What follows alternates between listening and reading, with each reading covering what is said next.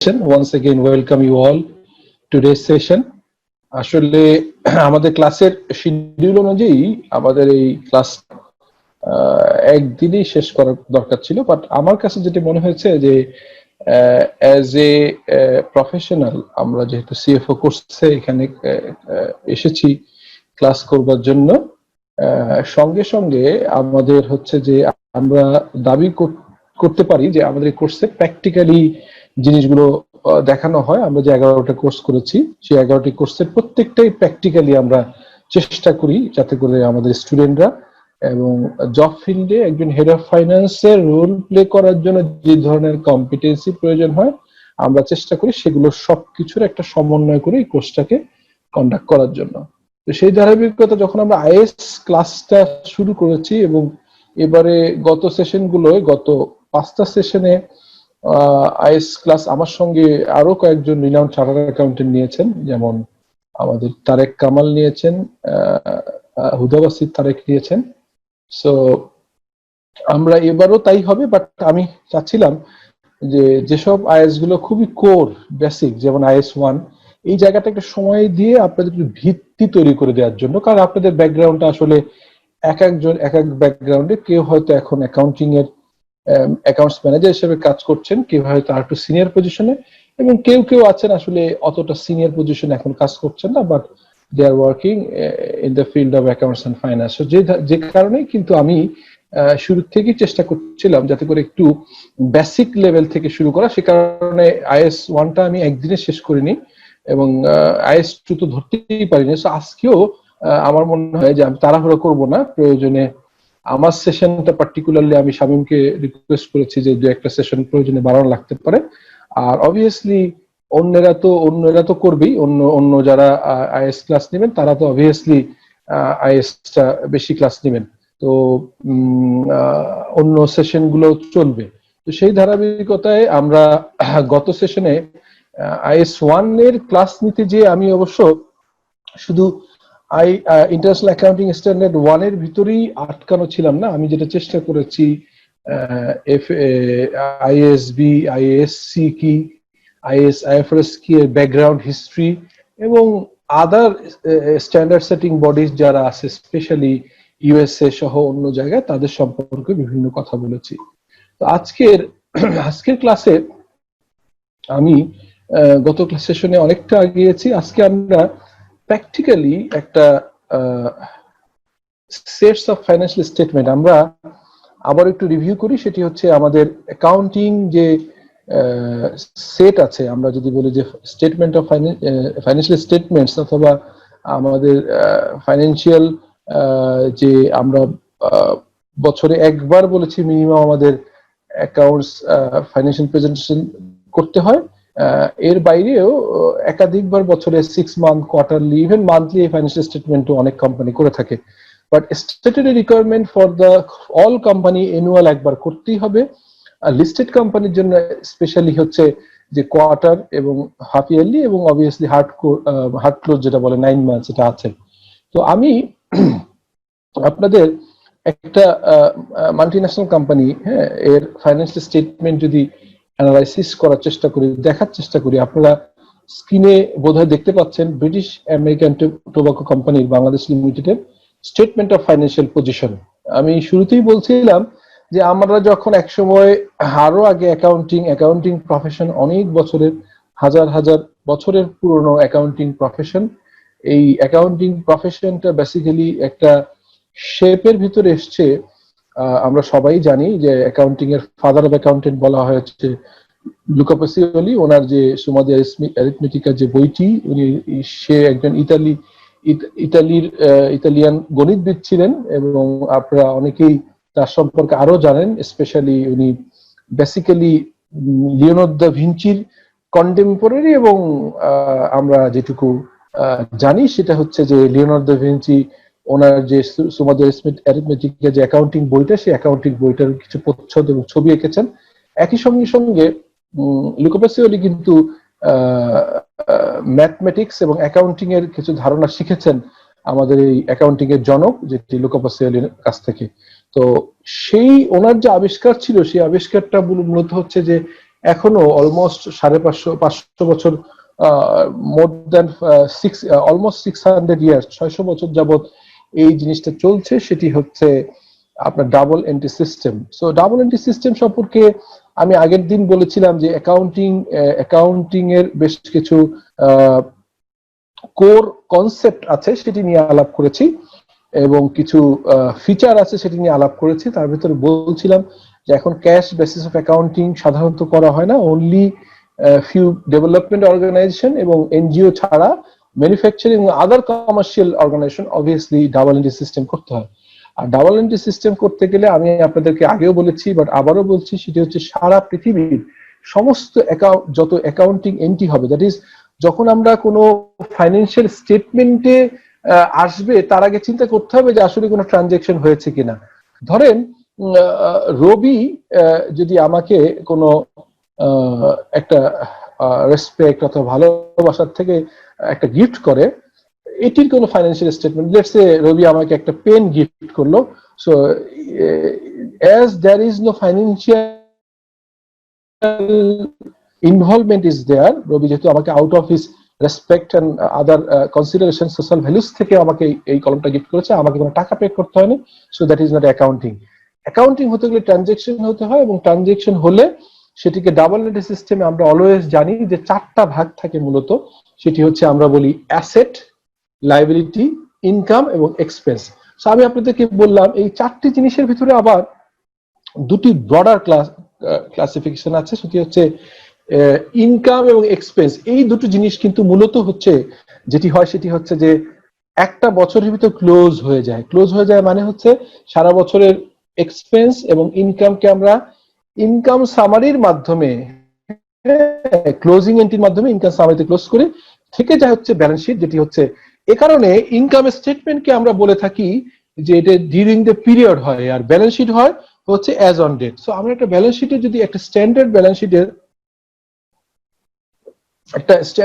শিটের যদি আমরা একটা চিত্র দেখার চেষ্টা করি, তাহলে আমরা দেখব সেটি হচ্ছে সাধারণত অ্যাসেট পার্ট থেকে শুরু হয়। এবং আমরা যেটি বলছিলাম আমি, যে এখন যে স্টেটমেন্ট ফরম্যাটে আপনারা যে অ্যাকাউন্টসটা দেখছেন, যে ব্যালেন্স শিটটা দেখছেন বা স্টেটমেন্ট অফ ফাইন্যান্সিয়াল পজিশন দেখছেন, এটি কিন্তু স্টেটমেন্ট ফরম্যাটে একসময় ছিল না, এটা টি ফরম্যাটে করা হতো।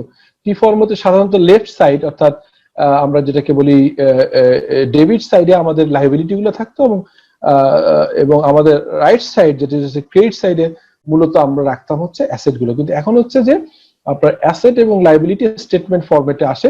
সো আপনারা খেয়াল করেছেন যে British American Tobacco Bangladesh company limited statement of financial position, হ্যাঁ, এটা বলা আছে, এবং অ্যাজ অন লেটস সে এটি হচ্ছে যে শুরুতে যেহেতু বলা ছিল এটা অ্যাজ অন ডেটে, দ্যাট ইজ এটি হচ্ছে 31 ডিসেম্বর 2017। আচ্ছা, এরপর একটা জিনিস খেয়াল করেছেন, অ্যাকাউন্ট ছোট করার জন্য সাধারণত রাউন্ডেড অফ নিয়ারেস্ট ডলারে এটা রাউন্ডেড অফ করা আছে এক।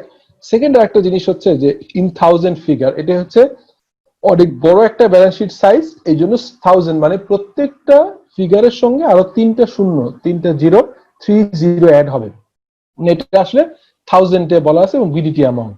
তো আমরা আরেকটা ইন্টারেস্টিং জিনিস আপনারা অনেক মনোযোগ দিয়ে জিনিসটা খেয়াল করেন, সেটি হচ্ছে স্টেটমেন্ট অফ ফাইন্যান্সিয়াল পজিশনে আমরা যখন সাজাবো তখন আমাদের দুটি ভাবে আমরা সাধারণত চিন্তা করি। একটা হচ্ছে ফিক্সড অ্যাসেটের বেসিসে, আপনার যদি হয় যে ফিক্সড অ্যাসেট যদি আপনি শুরু থেকে ফিক্সড অ্যাসেট গুলো দেখান, তাহলে গ্র্যাজুয়ালি যত বেশি লিকুইড অ্যাসেট হবে তত নিচের দিকে থাকবে, that is plant property equipment, এর ভিতরে ল্যান্ডও আছে, বিল্ডিংও আছে, এটা সবচেয়ে নন কারেন্ট অ্যাসেট। হ্যাঁ, এটা নন কারেন্ট অ্যাসেট, যে কারণে কিন্তু আমরা এটি সবচেয়ে আগে রেখেছি। তারপরে কারেন্ট অ্যাসেট কি কি আছে, ইনভেন্টরিজ, তারপরে হচ্ছে trade and other receivable, advance deposit and prepayment, cash and cash equivalent. এই আপনার প্ল্যান্ট প্রপার্টি থেকে inventory, trade and other receivable, advance deposit and prepayment, cash and cash equivalent, এর ভিতরে ক্যাশ এন্ড ক্যাশ ইকুইভ্যালেন্ট সবচেয়ে liquid, টাকা তো আপনার হাতেই আছে, so that is the most liquid asset.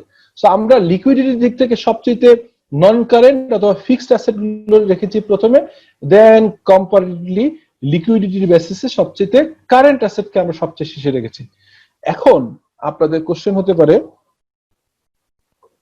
Asset পাশে যদি সবচেয়ে ফিক্সড নেচারের নন কারেন্ট অ্যাসেটটা সবচেয়ে উপরে থাকে, এবং সবচেয়ে কারেন্ট এবং লিকুইড অ্যাসেট যদি শেষে থাকে, তাহলে অবভিয়াসলি ইকুইটি পার্ট কি হবে? সিমিলারলি ইকুইটি পার্টে হচ্ছে দেখেন share capital, that is a internal liability, এটা কিন্তু এক্সটার্নাল লাইবিলিটি না, ওনারদের ক্যাপিটাল। সো এইখানে তিনটা লাইন আইটেম আছে, আপনি দেখেন একটা হচ্ছে যে শেয়ার ক্যাপিটাল, শেয়ার রিজার্ভ, বিভিন্ন সময় বিভিন্ন কারণে রিজার্ভ হয়ে থাকে, কোন একটা সময় আরো ডিটেল বলবো। আপাতত রিজার্ভটা মনে রাখেন, এটা একটা this is a part of owners equity. এবং রিটেন আর্নিংস, রিটেইন আর্নিংস মানে হচ্ছে প্রিভিয়াস সময় যত আর্নিং অ্যাকুমুলেটেড করা। সো এই তিনটি কিন্তু ওনারদের পার্ট, সবচেয়ে ফিক্সড ন্যাচারের লাইবিলিটি। একদম কোন কোম্পানি যদি লিকুইডেশন অথবা যদি উইন্ডিং আপ হয়, সবচেয়ে শেষে কিন্তু ওনাররা টাকা পায়, তার আগে সবাই পেয়ে যায়। এটা ন্যাচারের সবচেয়ে ফিক্সড ন্যাচার, সবচেয়ে নন কারেন্ট লাইবিলিটি বলতে পারেন। নন কারেন্ট লাইবিলিটি এভাবে বলে না, বেসিক্যালি ন্যাচারের দিক থেকে, লিকুইডিটির দিক থেকে সবচেয়ে ফিক্সড ন্যাচারের হচ্ছে লাইবিলিটি। তারপর লাইবিলিটি দেখেন নেট ডিফাইন্ড বেনিফিট প্ল্যান। এই ডিফাইন্ড বেনিফিট প্ল্যান মানে হচ্ছে যে এমপ্লয়ি বেনিফিট প্ল্যান, এটি নিয়ে একটা আইএস আছে, আইএস 19, এটা আপনাদেরকে যিনি পড়াবে তিনি দেখাবে। ডেফার ট্যাক্স লাইবিলিটিস, এটিও একটা লাইবিলিটি, এবং ডেফার ট্যাক্সের জন্য আলাদা একটা আইএস আছে, আইএস 12, এটিও আপনাদেরকে দেখানো হবে। সো এরপরে দেখেন ব্যাংক ওভারড্রাফট। ব্যাংক ওভারড্রাফট মানে আপনারা অনেকে ব্যাংক ওভারড্রাফট জানতে পারেন, অনেকে নাও জানতে পারেন। আপনারা যেটা সিসি বলতাম, যেটিকে আমরা ক্যাশ ক্রেডিট বলতাম, ওই ক্যাশ ক্রেডিটের কিছুটা কাছাকাছি একই ধরনের বলা যায় ব্যাংক ওভারড্রাফট। দ্যাট ইজ আপনার লিমিট থাকে, লিমিটের ভিতরে যেটুকু outstanding, that is your liability, bank overdraft. তারপর শর্ট টার্ম ব্যাংক লোন, তারপরে ট্রেড এন্ড আদার পেয়েবল, তারপরে যে current tax liability. Current tax liability এই জন্য যে গভর্নমেন্টের ট্যাক্সটা কিন্তু আপনাকে খুব দিতে হবে, আর হচ্ছে প্রভিশন। সো এবং তাহলে এই হচ্ছে ব্যালেন্স শিট। আমি এবার রিকোয়েস্ট করব একটু যারা কথা বলতে চান, একটা ব্যালেন্স শিটের ফরম্যাট কেমন হবে। একটা ব্যালেন্স শিট আমি বলছি কারণ balance sheet widely known, but basically এখন আমরা ব্যালেন্স শিট বলা ঠিক হবে না, আমরা বলবো হচ্ছে স্টেটমেন্ট অফ ফাইন্যান্সিয়াল পজিশন। একটা স্টেটমেন্ট অফ ফাইন্যান্সিয়াল পজিশনের চেহারাটা, এবং স্ট্যান্ডার্ড একটা কোম্পানি যেটি ব্রিটিশ আমেরিকান টোবাকো এমএনসি, এবং এটার অডিট করে হচ্ছে আপনারা দেখেছেন রহমান হক, বাংলাদেশের 1 নম্বর চার্টার্ড অ্যাকাউন্টেন্সি ফার্ম, হ্যাঁ, এবং এটি কেপিএমজির বাংলাদেশের কেপিএমজির পার্টনার ফার্ম, সো মানে ফুল মেম্বার ফার্ম। এখন আপনি বলেন যে যে কেউ কথা বলতে পারেন, এখানে কোনো কোশ্চেন আছে কিনা?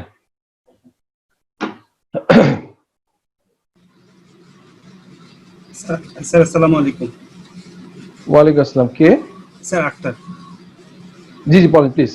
স্যার অনেক সময় স্যার যে ডেফার ট্যাক্স আছে স্যার, ডেফার ট্যাক্স অনেক সময় অ্যাসেটের ঘরে থাকে, আবার অনেক সময় স্যার মানে কারেন্ট অ্যাসেটের ঘরে থাকে, অনেক সময় আবার লাইবিলিটি থাকে স্যার।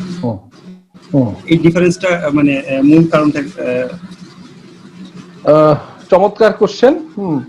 তবে এই কোশ্চেনের অ্যান্সার আমি এখন যেভাবে দিব, ডেফার ট্যাক্স জানি না অন্যরা পড়াবে কিনা, আমি শামীমকে বলবো, আমিও চেষ্টা করবো আমি নিজে পড়ানোর জন্য, বিকজ এটা একটা একটু কমপ্লিকেটেড পার্ট, সবাই আপনাদেরকে অত ক্লিয়ার করতে পারবে কিনা আমি জানি না, অথবা যিনি পড়াচ্ছেন উনি হয়তো ভালো বুঝছেন, বাট এটা কিন্তু আপনাদের একটু ডিটেইলে বলতে হবে, সে কারণে হয়তো ডেফার ট্যাক্সটা আমি নিজেও নিতে পারি। এনিওয়ে ডেফার ট্যাক্স নিতে গিয়ে কিন্তু আমরা এটা ক্লিয়ার করব। বাট একটা জিনিস এখন বলি, ডেফার ট্যাক্স যেটা হচ্ছে যে কিছু কিছু অ্যাকাউন্ট আছে যেটি আসলে দুই দিকেই হতে পারে, ডেবিট এবং ক্রেডিট। আপনি নিশ্চয়ই খেয়াল করেছেন আক্তার, কি আমার অ্যাকাউন্টিং আইএফআরএস এর বইটা কি আপনারা পেয়েছেন? জি স্যার, আপনার আইএফআরএস এর বইটা আছে স্যার। ওই বইতেও দেখবেন আমি যখন ক্লাসিফিকেশন দেখাচ্ছি তখন বলছি কিছু কিছু অ্যাকাউন্ট এমন যেটা ডেবিট পাশে হইতে পারে, ক্রেডিট পাশে হইতে পারে, তার ভিতরে ডেফার ট্যাক্স একটা। ডেফার ট্যাক্স এমন একটা জিনিস যেটা অ্যাসেটও হইতে পারে, লাইবিলিটি হইতে পারে। সো আপাতত আমরা এটুকুই বুঝি যে ডেফার ট্যাক্স এমন একটা লাইন আইটেম, এমন একটা আইটেম যেটি হচ্ছে আপনার যদি আমরা অ্যাডভান্স ট্যাক্স দেয়া থাকে তাহলে একরকম ট্রিটমেন্ট হবে, আর আমাদের যদি মানে এর অ্যাডজাস্টমেন্ট যদি পরে হয়, অ্যারাইজালটা হয়, এটা আমাদেরকে খেয়াল রাখতে হবে। আর অনেক সময় এটি এমন হতে পারে যে আমাদের সামনে অ্যাডজাস্টেবল হইতে পারে অথবা ডিডাক্টেবল হতে পারে। সো আমি জাস্ট এক লাইনে যদি বলি, ডেফার ট্যাক্স এমন একটা আইটেম যেটা ডেফার ট্যাক্স অ্যাসেটও হতে পারে, ডেফার ট্যাক্স লাইবিলিটি হতে পারে। সো আশা করি এই কোশ্চেনটা আপনি ধরে রাখবেন, নিশ্চয়ই আগামী 2-3-4 ক্লাসের ভিতরে আমরা ডেফার ট্যাক্সের এই সেশনটা নিব, তখন আমি চেষ্টা করব আপনাদেরকে আরো বেশি ক্লিয়ার করার জন্য। আর কোনো কোশ্চেন কারো? হ্যালো। এখন বললে অতটা বুঝতে পারবেন না, এটা আসলে বোঝার বিষয় আছে অনেক। ডিটেইলে বুঝতে হবে জিনিসটা, এক কথায় বা 15 মিনিটে বোঝানো যাবে না, এটা ফুল সেশন লাগবে। হ্যালো, জি, সালাম আলাইকুম রাহমাতুল্লাহ। ওয়ালাইকুম আসসালাম। স্যার ওই আমার সবচেয়ে বেশি বড় সমস্যা হয় ডেভার ট্যাক্সের। আমি তো খুব কম Yes, আমি বুঝি। জানি তো এই জানি দেখেই এই সেশনটা আমি নিজে নিতে চেয়েছি, বুঝছেন, কারণ এটা নিয়ে একটা বড় চ্যালেঞ্জ থাকে, এটা নিয়ে অনেকেই ভুগে। আপনি না অনেক বড় বড় রিনাউন্ড প্রফেশনাল ডেফার ট্যাক্সের বিষয়টা অতটা ক্লিয়ার না। সো আমি বিশ্বাস করি, এটা আমার নিজের বিশ্বাস, যে জিনিসটা কঠিন এবং আপনারা অত সিনিয়র প্রফেশনাল না ওভারঅল, বাট আমি চেষ্টা করব যে আমি আমার স্টাইলে আপনাদেরকে ক্লিয়ার করার জন্য। I hope that it is my expectation that I will make you a clear picture of the defer tax, এবং আই হোপ দ্যাট যে আপনারা এটা খুব ভালোভাবে বুঝবেন। এবং এটি যদি আপনারা আমার সাথে ক্লাসগুলো করেন আর এই ডেফার ট্যাক্স এর মতো ক্রিটিক্যাল ইস্যু যদি খুব ইজি ভাবে বুঝতে পারেন, লাইফে একটা বড় অ্যাচিভমেন্ট হতে পারে। বিকজ এটি অনেক প্রফেশনালরাও কোয়ালিফাই করে গেছে, সামহাও এটা অত ক্লিয়ারলি বুঝে না। আমি প্র্যাকটিক্যাল অ্যাপ্রোচে আপনার কোম্পানি ডেফার ট্যাক্স ক্যালকুলেশন কিভাবে করে এভাবে ধরে বুঝিয়ে দিব, ঠিক আছে? সো ইনশাআল্লাহ। ইনশাআল্লাহ, সো সাথে থাকেন। আসসালাম। আর কোনো কোশ্চেন?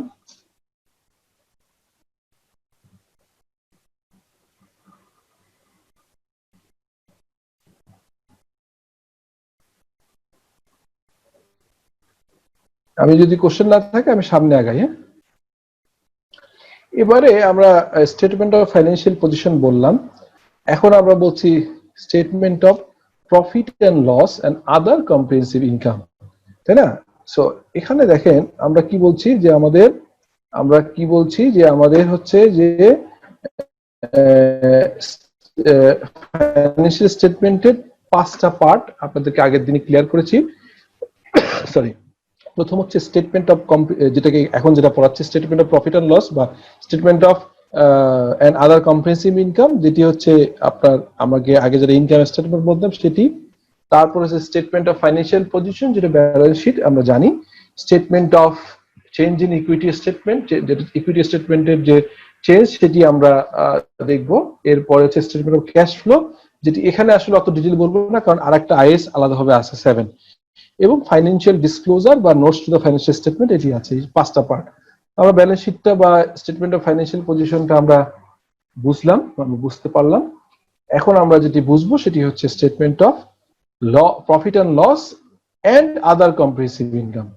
সো এখানে আমার লেফট পাশে আমরা দেখছি যে profit or loss for the period, এটা হচ্ছে আপনার অপারেশন থেকে যে প্রফিট লস আসবে, দেন আদার কম্প্রিহেনসিভ ইনকাম, এই টোটালটাকেই হচ্ছে total comprehensive income for a period, ঠিক আছে? সো আমি এখন এটা আসলে এখানে যেটা আমি স্টেটমেন্টে চলে গেলে ভালো হবে।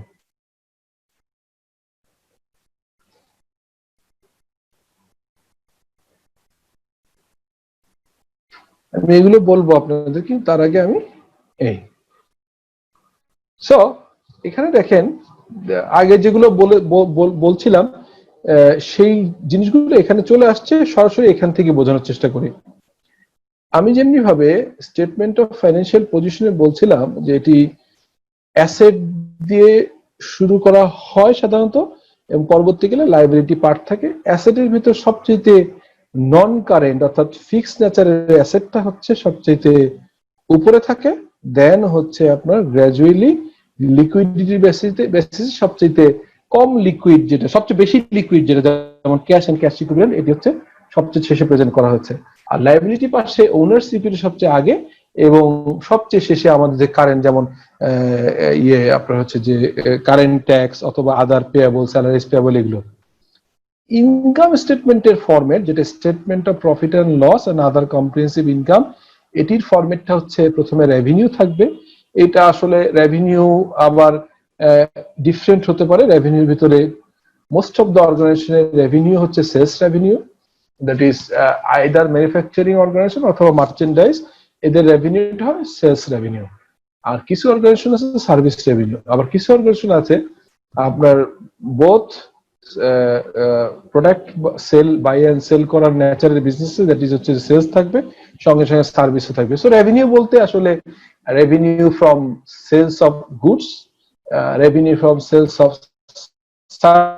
সার্ভিস এন্ড আদার ইনকামও থাকতে পারে, সেটি হচ্ছে নিচে আসবে। সো এখন এরপরে এই সেলস থেকে ডাইরেক্ট যে এক্সপেন্স আছে এটি আমি সরাসরি এখান থেকে আসলে বাদ যাবে, তাই না?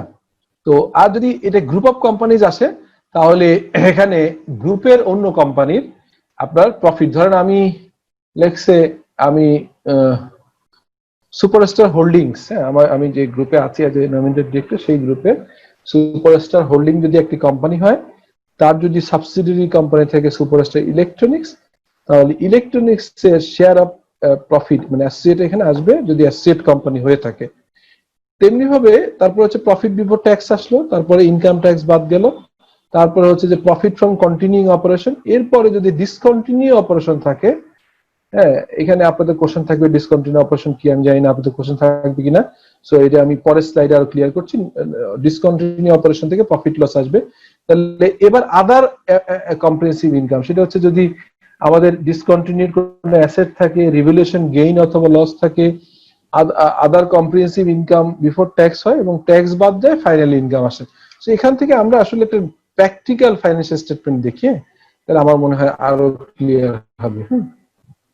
এবার আমরা এখানে একটা ইনকাম স্টেটমেন্ট শো করছি, আপনারা দেখে একটু যদি কারো কোনো কোশ্চেন থাকে, that is the real practical income statement.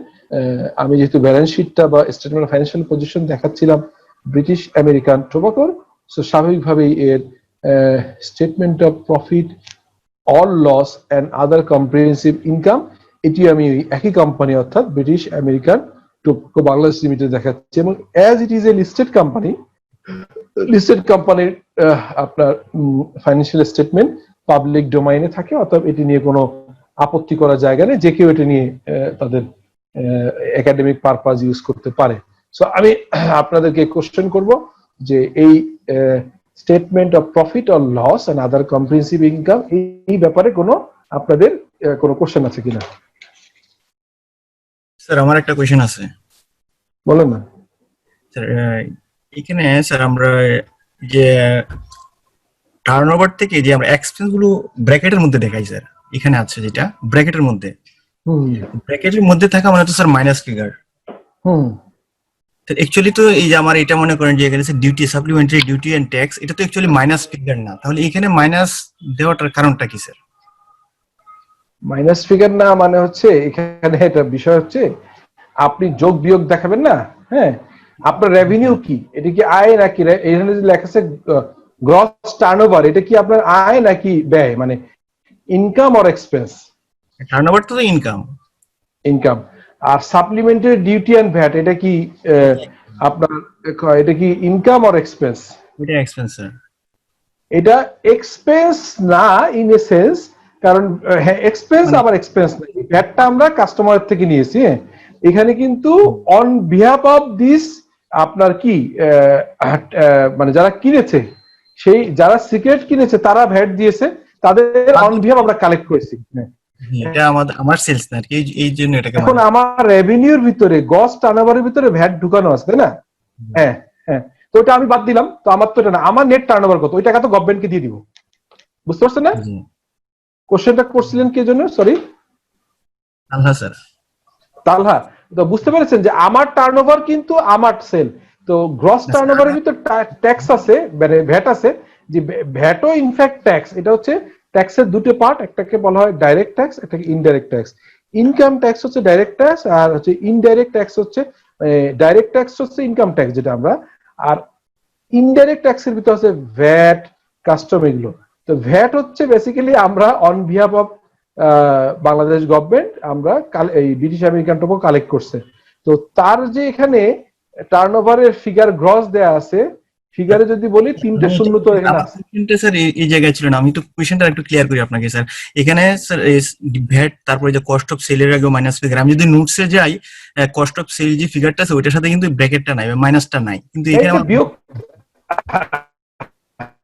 না না, আপনি এখানে তো বিয়োগ করতে হচ্ছে, আপনি ওই যে ওই উপরের যে ফিগারটা আছে, এখানে যে ফিগারটা 20413971715, এখান থেকে বাদ দিচ্ছেন কত 152179972, এটা বাদ দিচ্ছেন না, ঠিক কিনা?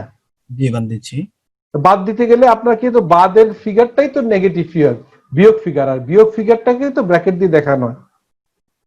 অনেকে আবার কি করে স্যার, যে পাশে কষ্ট অফ সেটের আগে লেস দিয়ে তারপর এটা আবার পজিটিভ ফিগার রাখে, তাহলে এটা আসলে বেটার কোনটা স্যার?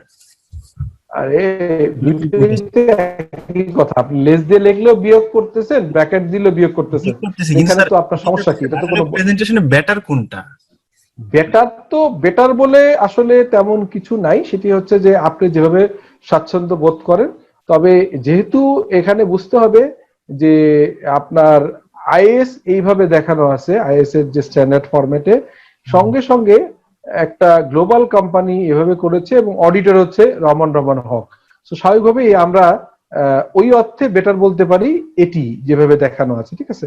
জিনিসটা একই ভাই, আপনি তো বাদ দিচ্ছেন, এটা নিয়ে আসলে তো কোনো, এটা কোনো মেজর ডিসকাশন ইস্যুই না। আমি জাস্ট এটা মানে অনেক জায়গায় অনেক রকম দেখি স্যার, এই জন্য আসলে মানে কোয়েশ্চেনটা আপনাকে করা স্যার। অনেক অনেক রকম কি হয়ে দেখেন একবারে আপনি এটা ছাড়া আর কি করতে পারতেন আপনি? প্রেজেন্টেশন না না, প্রেজেন্টেশন না, এটা আরেকভাবে করতে পারতেন কি, টার্নওভার লেখা, গ্রস টার্নওভার, এরপরে সাপ্লিমেন্টারি ডিউটি এন্ড ভ্যাটের আগে আপনি লেস লিখতে পারতেন, কথা লিখতে পারতেন less supplementary duty and VAT রেখে ফিগারটা পজিটিভ রেখে পরে এই net turnover, that is 20 number নোটের যে ফিগারটা, এই ফিগারটা লিখতে পারতেন, ব্র্যাকেট না দিয়ে সামনে মাইনাস চিহ্ন ব্র্যাকেটে রাখতে পারতেন।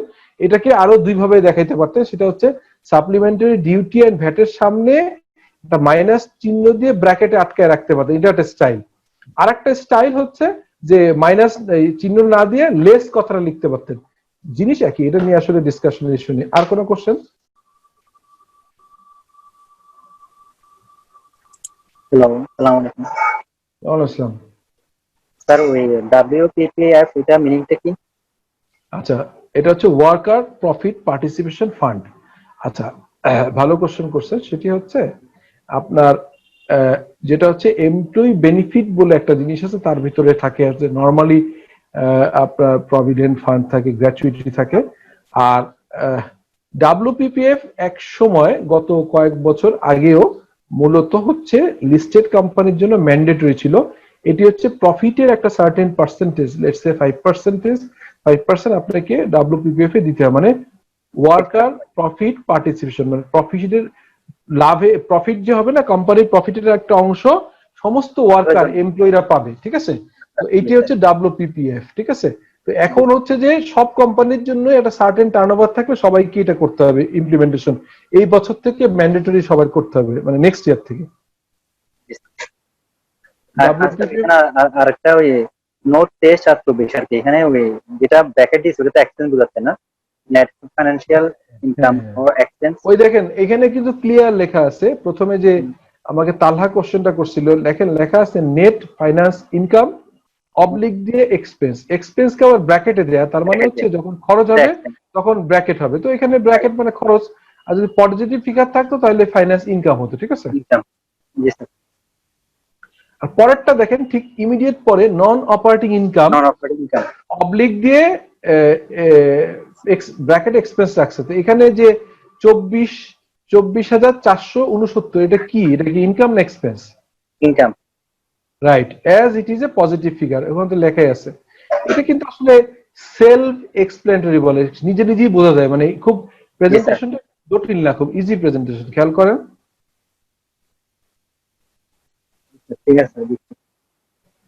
আচ্ছা, আর কোনো কোশ্চেন?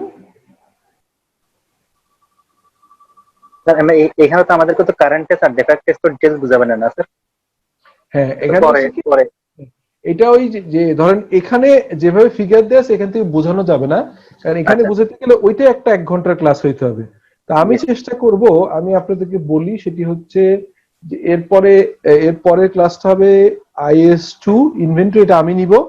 IS7 আমি নিব কিনা জানি না, নিতেও পারি নাও নিতে পারি, বাট আমার ইচ্ছা থাকবে যে 12 ডেটা ডেফার্ড ট্যাক্স, এটি আসলে বোঝা একটু কঠিন, অনেকেই এটা ভয়ও পায়, অনেক সিনিয়র প্রফেশনালরা। আমাদের স্যার ওই আমাদের যেটা সিএম এর মধ্যে বুঝাইছিল আমাদেরকে, বুঝি না কিছু, আগামাতা কিছু বুঝি নাই। কিন্তু আমার একটা বিশ্বাস যে আমি যখন বুঝাবো এটা আপনি বুঝবেন ইনশাআল্লাহ। সো আমরা এইটা করব, আমি 2-3টা ক্লাস পরে এই ক্লাসটা আমি নিব, এবং একটা লোকও যদি না বুঝে আমি বুঝায় ছাড়বো, ক্লাস ছাড়বো না প্রয়োজনে, ঠিক আছে। সো এখন আর কোনো কোশ্চেন না থাকলে আমরা সামনে আগাতে পারি। না, কোশ্চেন নেই ইনশাআল্লাহ। আচ্ছা, statement of change in equity, এটার মানে হচ্ছে আসলে বেসিক্যালি আমি শুরুতেই বলছিলাম না যে পৃথিবীর সমস্ত অ্যাকাউন্ট মূলত চারটা ভাগে আসে, সেটি হচ্ছে অ্যাসেট, লাইবিলিটি, ইনকাম এবং এক্সপেন্স। অ্যাসেট এবং লাইবিলিটি এটা হচ্ছে পারপিচুয়াল নেচার, এটা চলতে থাকে, এটা আসলে আপনার যে কোনো ডেটেই হবে। আর ইনকাম এবং এক্সপেন্স এটিকে নেট অফ করে শুধুমাত্র ইনকামটাকে আমরা নেট প্রফিট দেখাই, আর গত বছরের যেটা অ্যাকুমুলেটেড প্রফিট এটাকে আমরা বলি হচ্ছে রিটেন আর্নিংস এর ওপেনিং ব্যালেন্স। হ্যাঁ, এটিও আমরা, আমার বিশ্বাস যে আমরা এটাকে সরাসরি স্লাইডে গেলে আরো বেটার বুঝতে পারবো, যেখানে একটা প্র্যাকটিক্যাল এক্সাম্পল দেওয়া আছে। এটি দেখেন, একটু দেখেন, দেখে এখান থেকে কোশ্চেন থাকলে আপনারা you can ask any question. তো এইটা কি আমরা দেখছি সবাই? এই যে এটা কি দেখা যাচ্ছে? Yes sir. আচ্ছা, এখন বলেন তো এখানে কোনো কোশ্চেন আছে কিনা, বা আমি একটু আপনারা দেখলে সুবিধা হবে কি আমি যখন দেখার পরে ব্যাখ্যা করব ক্লিয়ারলি আরো ভালো বুঝতে পারবো। একটু কি বুঝিয়ে দিব নাকি? স্যার এই 3 নম্বরে others, G sir others comprehensive income for the year, এটা একটু বলে দিলে ভালো হয়। আচ্ছা আচ্ছা, ঠিক আছে, থ্যাংক ইউ।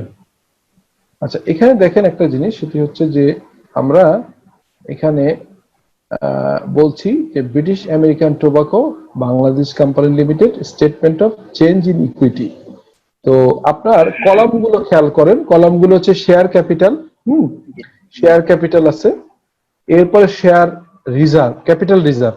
ক্যাপিটাল রিজার্ভটা আপনাকে যেটা বলছিলাম, এটা আসলে একটা স্পেশাল ধরেন নেচারের থাকে, অনেক সময় স্পেশাল পারপাস, একটা ফান্ড ক্রিয়েশন করা আর কি, রিজার্ভ রাখা। হ্যাঁ, এই রিজার্ভটা সবাই হচ্ছে যে একটা রিজার্ভ হইতে পারে রিভ্যালুয়েশন রিজার্ভ, দ্যাট ইজ হচ্ছে যে আপনি যে অ্যাসেট গুলো আছে, লেটস সে আপনার ল্যান্ড আছে, বিল্ডিং আছে, সো ল্যান্ড তো ডেপ্রিসিয়েশন হয় না। আজ থেকে 5 বছর আগে একটা ল্যান্ড যদি 100 টাকায় কিনেন, আর সেই ল্যান্ডটা যদি আজকের মার্কেট ভ্যালু 120 টাকা হয়, তাহলে এই ল্যান্ডের ভ্যালু 20 টাকাকে বাড়ায় দেওয়া হয়, আর সঙ্গে সঙ্গে যে 20 টাকা এডিশনাল আসে সেটাকে বলা হচ্ছে রিভ্যালুয়েশন রিজার্ভ।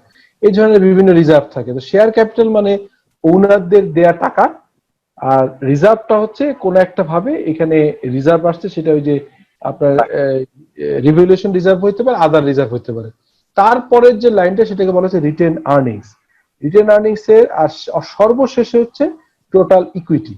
এবার দেখেন 2016 সালের 1 জানুয়ারিতে শেয়ার ক্যাপিটাল ছিল 6 লাখ, এটাও কিন্তু 1000 ফিগারে, মানে এরপর 3টা শূন্য হবে। 3টা শূন্য হলে নরমালি যেটা হয় সেটা হচ্ছে আপনার এখানে 60 কোটি টাকা হচ্ছে তাদের পেইড আপ, ঠিক আছে? তো 60 কোটি টাকা যদি পেইড আপ হয়, তাহলে আমরা বুঝতেই পারি যে পেইড আপে কোনো চেঞ্জ হয়নি, মানে নতুন করে কোনো বোনাস শেয়ার ইস্যু হয়নি, অথবা নতুন করে কোনো ইকুইটিও ইনজেক্ট করা হয়নি। ইকুইটি জায়গা আছে, শেয়ার ক্যাপিটাল রিজার্ভে কোনো চেঞ্জ আসেনি। চেঞ্জ আসছে হচ্ছে রিটেন আর্নিংস এ।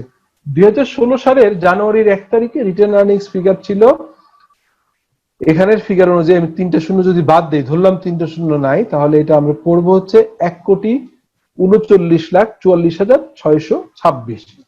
আচ্ছা, এরপরে আসেন নিচে দেখেন total comprehensive income for this year, that is হচ্ছে যে বছর আমরা বলছি 16 সালের প্রফিট হয়েছে কত? 16 সালের প্রফিট হয়েছে 75,82,462। এখান থেকে আদার কম্প্রিহেনসিভ ইনকাম আর এখানে আসলে ইনকাম না, লস আছে কত?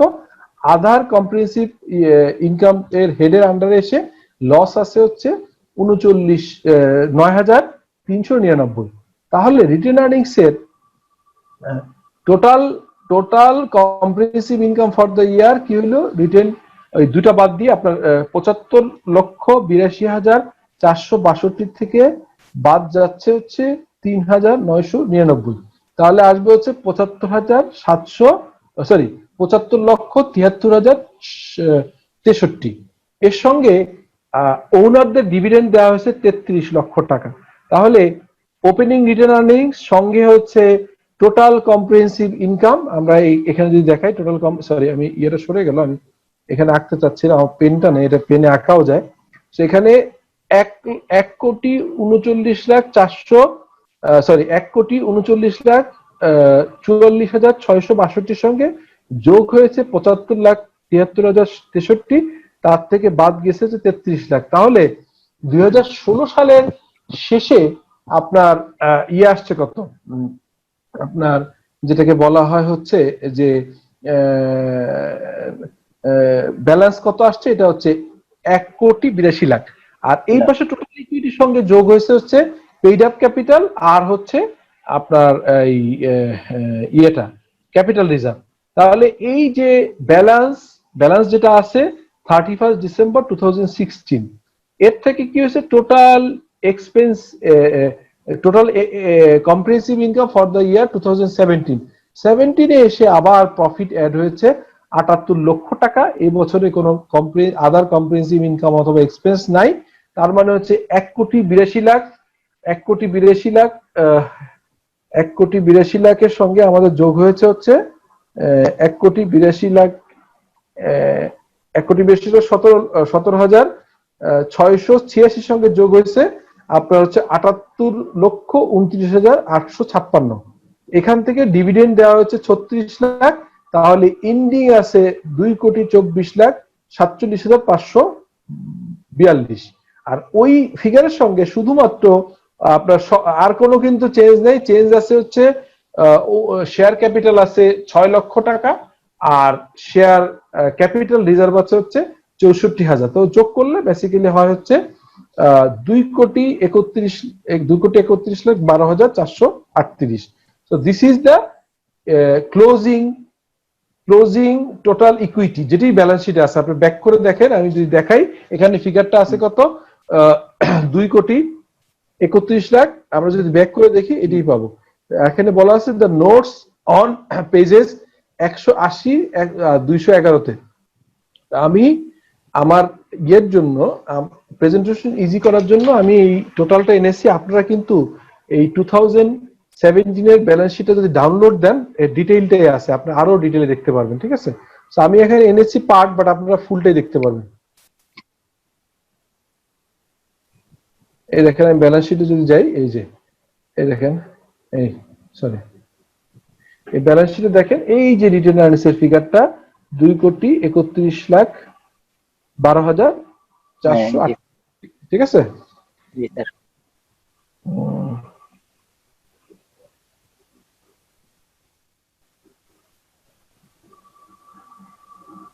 আচ্ছা। এরপরে বলেন যে এরপরে কি বাকি থাকে, ক্যাশ ফ্লো। ক্যাশ ফ্লোর ক্ষেত্রে একটা আইএস আছে, এটি যে কেউই আমি নিতে পারে, অথবা হুদাবাসীর পার্টনার তারেক হোসেন নিতে পারে, অথবা রহমান রহমানকের ডাইরেক্টর যে আর রয়েছে তারেক কামাল নিতে পারে। এই তিনজনের যে কোনো একজন নিবে আইএস 7। আমরা ঠিক করবো যে কে নিবে। আইএস 7-এ আপনি মূলত ক্যাশ ফ্লো স্টেটমেন্ট, আর ক্যাশ ফ্লো স্টেটমেন্টের 3টা পার্ট। এই একটা পার্টকে বলা হয় হচ্ছে এই যে cash flow from operating activities, cash flow from investing activities, cash flow from financing activities. এর ভিতরে শুধু এটুকু বলি, যেহেতু আলাদাভাবে এটা আইএসসি আছে, এখানে ডিটেইল বলবো না, শুধু এটুকু বলি যে এই ক্যাশ ফ্লো ফ্রম অপারেটিং মূলত হচ্ছে দুইটা মেথডে করা যায়। একটাকে বলা হয় ডাইরেক্ট মেথড, এটাকে বলা হয় ইনডাইরেক্ট মেথড। এখানে করা আছে ডাইরেক্ট মেথডে। ঠিক আছে, ডাইরেক্ট মেথডে মূলত এই পার্টটা হচ্ছে টোটাল একটা অর্গানাইজেশনের মেইন অপারেশনাল ক্যাশ ফ্লো। এই পার্টটা হচ্ছে ইনভেস্টিং ক্যাশ ফ্লো, যে ল্যান্ড ফিক্স অ্যাসেট কেনা বেচা করছে কিনা, কিনলে হচ্ছে নেগেটিভ আর বিক্রি করলে হচ্ছে পজিটিভ। আর শেষেরটা হচ্ছে ফাইন্যান্সিং, ওনাররা ইকুইটি দিয়েছে অথবা ডিভিডেন্ড নিচ্ছে, এবং আপনার লং টার্ম লোন নিচ্ছে, শর্ট টার্ম লোন নিচ্ছে, এবং লং টার্ম লোন পরিশোধ করতেছে, ব্যাংক লোন পরিশোধ করছে, এইখানে থাকবে। এটা হচ্ছে অপারেটিং ক্যাশ ফ্লো, এটা হচ্ছে ইনভেস্টিং ক্যাশ ফ্লো, এটা হচ্ছে ফাইন্যান্সিং ক্যাশ ফ্লো। তো এই জিনিসটার জন্য একটা সেপারেট আইএস আছে। তার মানে আমি এতক্ষণ যেগুলো বলছিলাম তার ভিতরে দুটো সেপারেট আইএস আমরা পেয়ে গেলাম। একটা আইএস 7 যেটি হচ্ছে যে স্টেটমেন্ট অফ ক্যাশ ফ্লো, এটা আমাদের আলাদাভাবে দেখানো হবে। আর আগের যে ডেফার্ড ট্যাক্স দেখেছিলাম, সেই ডেফার্ড ট্যাক্সের একটা সেপারেট আইএস আছে, যেটা আমরা ডেফার্ড ট্যাক্সের আকারে আমরা এটা আলাদা একটা আইএস আছে, আইএস 12, সেটা আমরা সেখানে দেখাবো। তো এই ব্যাপারে কোনো কোশ্চেন আছে কিনা কারোর? কি ব্যাপারে এই ক্যাশ ফ্লো?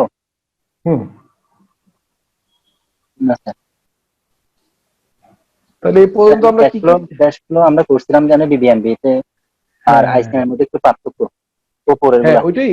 ওইটাই বিবিএমবিএ তো সহজ করা ছিল, আর হুম, আইসিএসসিএ তে আরেকটু কঠিন আছে।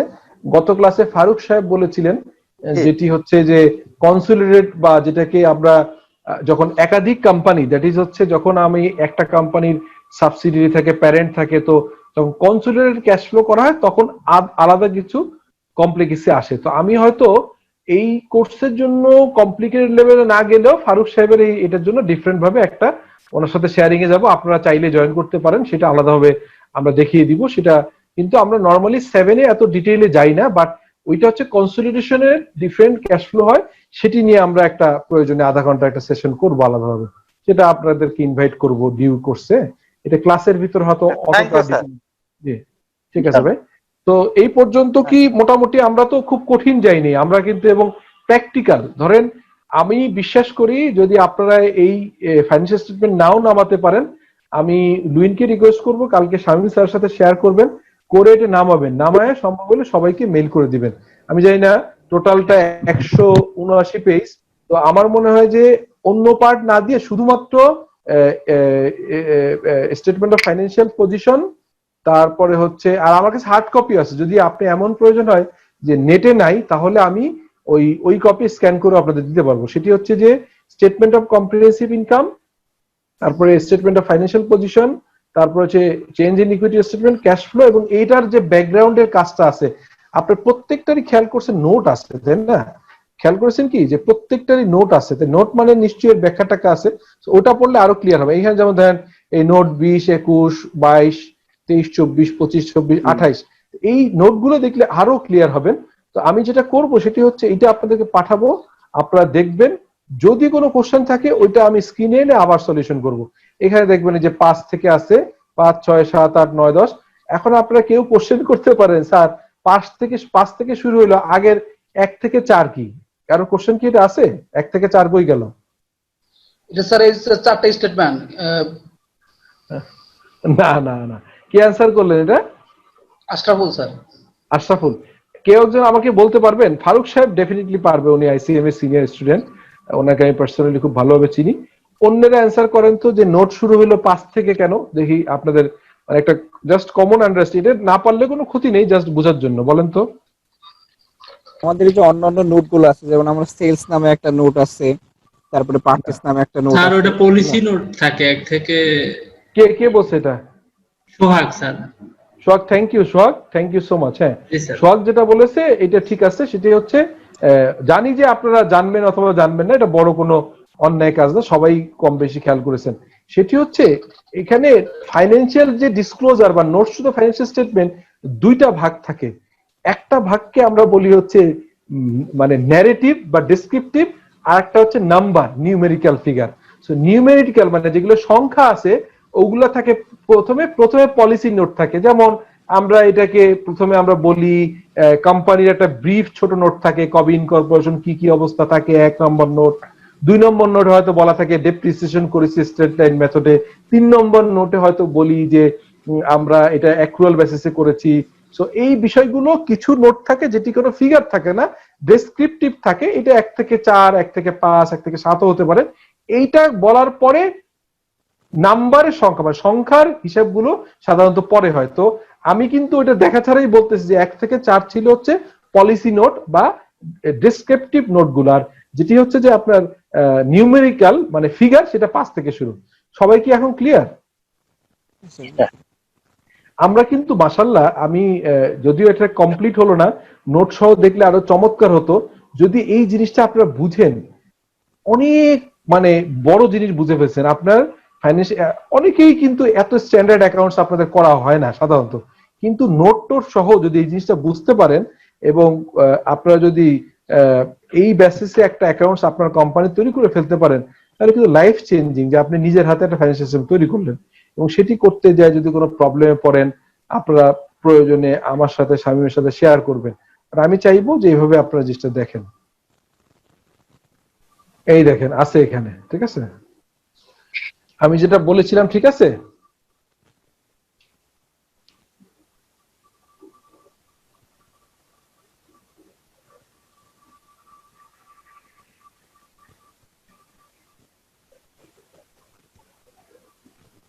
শোনা যাচ্ছে আমাকে? জি স্যার। এখানে দেখেন এই যে 1 নম্বর নোট হচ্ছে reporting entity, company profile. British American Tobacco Bangladesh Company Limited. The company is a public limited company incorporated in Bangladesh, and its share are quoted in Dhaka and Chittagong Stock Exchange. The address of the company's registered office is now is New DOHS Road, Mohakali, Dhaka. তারপর nature of business বলা আছে, basis of operation, statement of compliance, date of authorisation, কবে এটা authorize করা হয়েছে, এটা হচ্ছে 2018 সালের 5 তারিখে 5 মার্চে বোর্ড থেকে অথরাইজেশন করা হয়েছে। রিপোর্টিং পিরিয়ড হচ্ছে 31 ডিসেম্বর। আচ্ছা, ফাংশনাল এন্ড প্রেজেন্টেশন কারেন্সি হচ্ছে বিডিটি, ঠিক আছে? এইটা হচ্ছে নোট। আচ্ছা, আজকে আমরা খুব মানে যেটা দেখেছি মেইন জিনিস দেখা হয়ে গেছে। আমি আপনাদের একটা ছোট্ট কেস দিলাম, হ্যাঁ, এই কেসটা একটু পড়ে সলভ করেন তো কাইন্ডলি সবার জন্য। আমার মনে হয় আমরা একটু ইন্টারেক্টিভ করতে হবে। আমরা 24 বাজে 8:24, আমরা ঠিক 5 মিনিট সময় দিলাম, 8:29 বা 8:30, 6 মিনিট, 6 মিনিটে এটা পড়েন, পড়ে একটু আমাকে অ্যান্সার দিবেন কাইন্ডলি। এখানে কি বলেছে? Sony is a manufacturer of televisions. The domestic market of electronic goods is currently not doing well, and therefore many entities in this business are switching to export. Export শুরু করছে অনেকেই। As per the audited financial statement for the year ended 31st December 2001, the entity has net losses of BDT 2 million. At December 31st, 2001, এটা 2001 এর কথা বলছে, December 31st its current asset aggregate to 20 million and current liability aggregate to 25 million. That is সাউন্ডটা একটু বন্ধ করতেন আপনারা, পার্টিসিপেন্টরা যদি কাইন্ডলি একটু সাউন্ডটা বন্ধ করতেন, ঠিক আছে? ওকে, তো যেটা বলছিলাম যে হচ্ছে যে লায়াবিলিটি হচ্ছে 25 মিলিয়ন আর aggregate asset 20 million. Due to the expected favorable changes in the government policy, the electronic industry, আচ্ছা, নতুন করে গভর্নমেন্ট একটা পলিসি চেঞ্জ করছে, the entity is projecting profit in the coming year. Furthermore, the shareholders of the entity have arrange alternative additional sources of finance for its expansion plans and support its working capital in the next 12 months. Should Sony prepare its financial statement under the going concern assumption?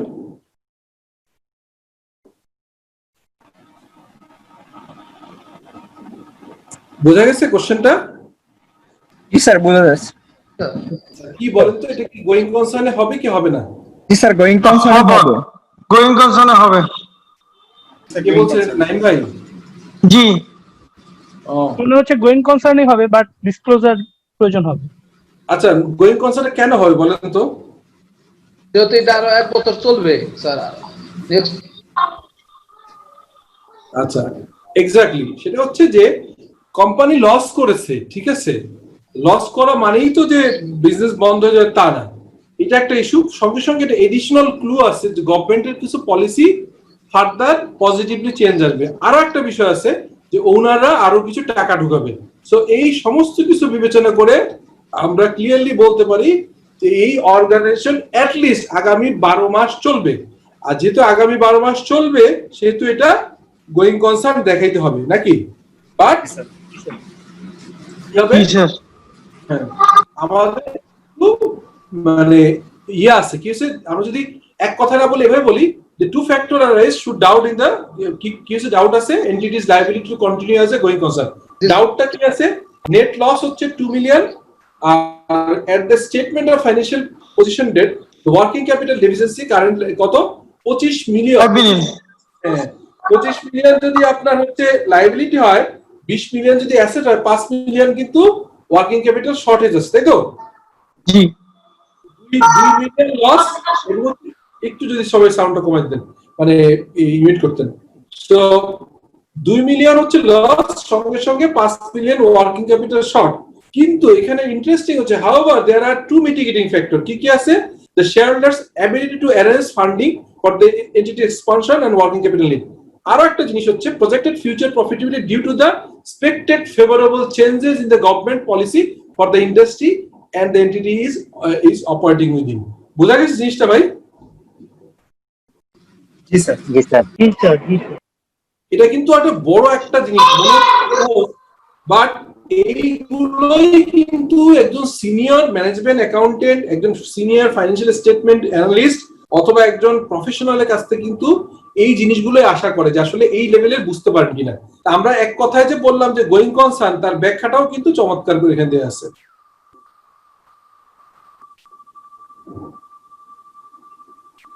তো তাই যদি হয়, আমার মনে হয় যে আমরা হয়তো আরো যে একটা কেস এখানে আছে, আর কেস আমরা ভাবে অ্যাকোমোডেট করি না। হ্যাঁ, আমরা কোশ্চেন অ্যান্সার সেশন রেখেছি, ঠিক আছে। এখানে কিছু আপনার রিপোর্টিং পিরিয়ড এটা আছে, এটা আমরা আসলে জানি, এটা আপনারা একটু দেখে নিন। আমার এখানে কয়েকটা এক্সাম্পল দেওয়া আছে, বুঝছেন? এক্সাম্পল গুলো আপনারা একটু দেখে নিন। হ্যাঁ, যদি কোনো কোশ্চেন থাকে আমরা এখানে করবো। এখন আপনি বলেন, এইগুলো আমি ধরে নিলাম যে আপনারা দেখে কোশ্চেন থাকলে আমাকে নেক্সট দিন জিজ্ঞেস করবেন এই স্লাইড গুলো। কিন্তু এখন সোফার যেটুকু হয়েছে, এই যেটুকু দেখানো হয়েছে, এর বেসিসে আমরা কয় মিনিট সময় নিতে পারি? আমার মনে হয় এখন বাজে হচ্ছে 8:36। আমরা আরো 5 মিনিট, হ্যাঁ 5 মিনিট সময় নিতে পারি আপনাদের যে কোনো কোশ্চেন এই রিলেটেড, অথবা IAS 1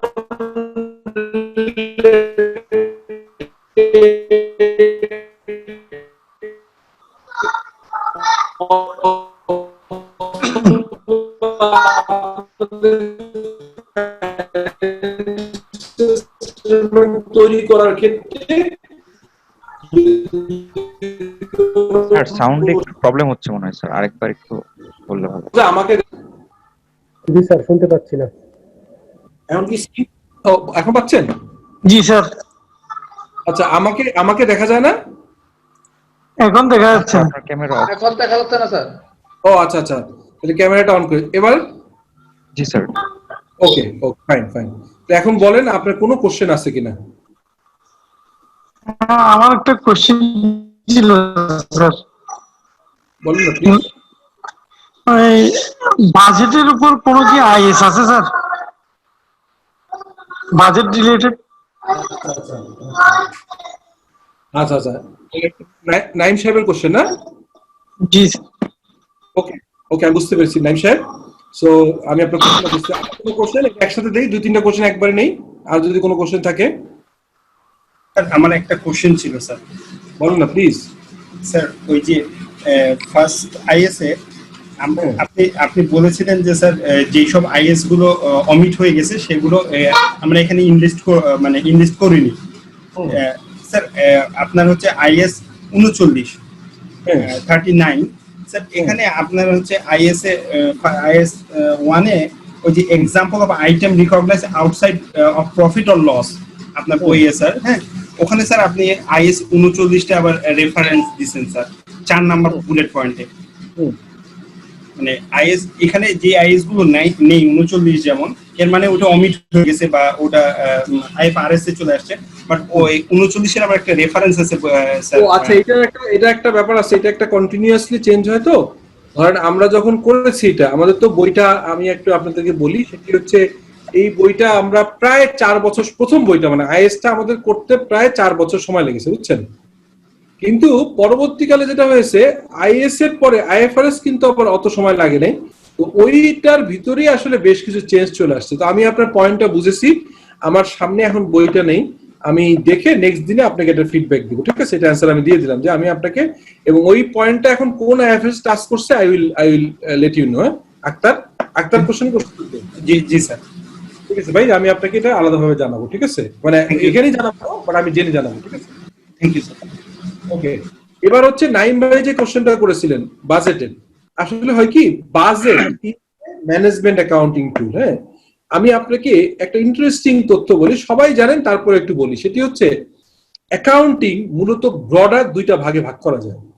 একটাকে বলা হয় হচ্ছে ম্যানেজমেন্ট অ্যাকাউন্টিং, আরেকটাকে বলা হয় স্ট্যাটুটরি অ্যাকাউন্টিং, যেটা হচ্ছে যে এক্সটার্নাল রিপোর্টিং, দ্যাট ইজ হচ্ছে আপনার ব্যাংকে স্টেটমেন্ট দেখে, এনবিআর দেখে, ভ্যাট মানে tax authority, VAT authority, Bangladesh bank, মানে যদি লিস্টেড হয় Dhaka stock exchange, Chittagong stock exchange, Bangladesh security exchange commission, যত এক্সটার্নাল পার্টিজ আছে এই বা আপনার প্রাইভেট লিমিটেড কোম্পানি হলো অডিট ফার্ম অডিট করে যে স্টেটমেন্টটা দেয়, এটা আপনাকে ব্যাংকে দিতে হয়, এনবিআর জমা দিতে হয়। এই জিনিসটাকে বলা হয় হচ্ছে স্ট্যাটুটরি রিপোর্টিং বা ফাইন্যান্সিয়াল রিপোর্টিং। এটি হয় according to international financial reporting standard অনুযায়ী, যেটা আইএফআরএস বা আইএস। আর budgetary control, costing, management accounting, এটি আরেকটা উইং, সেটি আসলে আইএস কিন্তু বাজেটের ব্যাপারে কিছু বলে না, ঠিক আছে? বাজেট হচ্ছে ম্যানেজমেন্ট অ্যাকাউন্টিং টুল। সো ম্যানেজমেন্ট অ্যাকাউন্টিং টুল অনুযায়ী স্বাভাবিকভাবে আইএস এটা আসে নাই। নাইম ভাই আমার কোশ্চেন বুঝতে পারছেন? সো স্বাভাবিকভাবেই বাজেট নিয়ে কিন্তু আইএস এ কিছু বলা থাকবে না। বাজেট হচ্ছে ফোরকাস্ট বাজেট। মানে একটাকে আমরা বলতে পারি ম্যানেজমেন্ট অ্যাকাউন্টিং এ আমরা বলি অনেকটা হচ্ছে যে আপনি এখন অসুস্থ হওয়ার আগে আপনি এক্সিকিউটিভ হেলথ চেক আপ করেন না, আপনি অনেক সময় আপনারা জানেন না, স্কোয়ার সহ অনেক হসপিটালে করে, আপনি হয়তো অসুস্থ না কিন্তু 6 মাস পরে 1 বছরে একটা এক্সিকিউটিভ হেলথ চেক আপ করছেন। এটা অনেকটা বাজেটিং ম্যানেজমেন্ট অ্যাকাউন্টিং এর মতো। আর যেটি হচ্ছে যে আপনার অসুস্থ হয়েছেন বা আপনার একটা পিরিয়ডিক্যালি ফিজিক্যালি যে অ্যাকচুয়াল যে টেস্টটা হয় এবং সেটাকেই বলা হয় হচ্ছে যে ফাইন্যান্সিয়াল রিপোর্টিং, এবং এটাকে একটা অ্যানালাইসিস হয়, এটা অ্যাকচুয়াল বেজে অ্যাকচুয়াল সিনারিও অনুযায়ী ফাইন্যান্সিয়াল রিপোর্টিং এবং সেই অনুযায়ী অ্যানালাইসিসটা হচ্ছে ফাইন্যান্সিয়াল রিপোর্টিং। আর করার আগে কোন একটা প্রজেক্ট শুরু করার আগে, বছরের শুরু আগে অ্যানুয়াল বিজনেস প্ল্যান করে অনেক অর্গানাইজেশন, আমি সুপারস্টার গ্রুপে বোর্ডে আছি, এখানে আমরা করি। জানুয়ারি থেকে আমাদের ফাইন্যান্সিয়াল ইয়ার মানে রিপোর্টিং ইয়ার শুরু হয়, তো আমরা দেখা যায় যে সেপ্টেম্বর থেকেই একটা অ্যানুয়াল বিজনেস প্ল্যানের জন্য বাজেট নেই, প্রিপারেশন নেই, এগুলো চলে। সো এই বাজেট, অ্যানুয়াল বিজনেস প্ল্যান, এগুলো সব ম্যানেজমেন্ট অ্যাকাউন্টিং টুল এবং ম্যানেজমেন্ট অ্যাকাউন্টিং অনুযায়ী করে। আর ফাইন্যান্সিয়াল স্টেটমেন্ট করা হচ্ছে ইন্টারন্যাশনাল অ্যাকাউন্টিং স্ট্যান্ডার্ড। অতএব বাজেট স্বাভাবিকভাবেই আপনার এই আইএস বা আইএফআরএস আসবে না। তো জি অনেক ধন্যবাদ, খুব বুঝলাম। আমাদের সিএফও কোর্সের কোথাও কি বাজেটের চমৎকার করে আছে। আপনার পরের লেভেলটায় ম্যানেজমেন্ট অ্যাকাউন্টিং এর সব কোর কনসেপ্ট দেয়া আছে। আপনারা মনে হয় আপনার ইয়েটা আবার দেখেন, আপনাকে পাঠিয়ে দিয়েছে বোধহয়, নতুন করে আমি মেইলে দেখলাম আপনাকে। হ্যাঁ, ওইটা হচ্ছে ম্যানেজমেন্ট অ্যাকাউন্টিং এর কস্টিং, বাজেটিং, এগুলো আছে। ঠিক আছে ভাই, আর কোনো কোশ্চেন? জি স্যার, আমার একটা কোশ্চেন ছিল। সাইমন? জি স্যার বলেন প্লিজ। জি স্যার, ওই যে মানে কম্প্রিহেনসিভ ইনকামে একটা আইটেমের প্রবলেম ছিল, আমি বই থেকে বলেন না আইটেমটা কি, ওখান থেকে একটা আইটেমে শুধু আমার প্রবলেম ছিল। বলেন আইটেমটা কি? আইটেমটা ছিল যে the effect of change in credit risk financial liability designated as a fair value through profit and loss under IFRS 9, মানে IFRS 9 এর যে ইনস্ট্রুমেন্ট গুলো ছিল সেটা যদি পিএল দ্বারা ডেজিগনেটেড করা থাকে তাহলে স্যার সেটা তো আর ওসিআই তে রিমেজারমেন্টটা দেখানো দরকার নেই। হ্যাঁ, আর যেটা পিএল এ ডেজিগনেটেড করা সেটা তো পিএল এ দেখাইলেই হয়। হ্যাঁ, এখানে দেখা ছিল যে যেটা পিএল এ ডেজিগনেট করা ওসিআই তে দেখাচ্ছে, তো এটা কি কোনো প্রবলেম হচ্ছে? আমি মানে জিনিসটা বুঝতে পারতেছি না।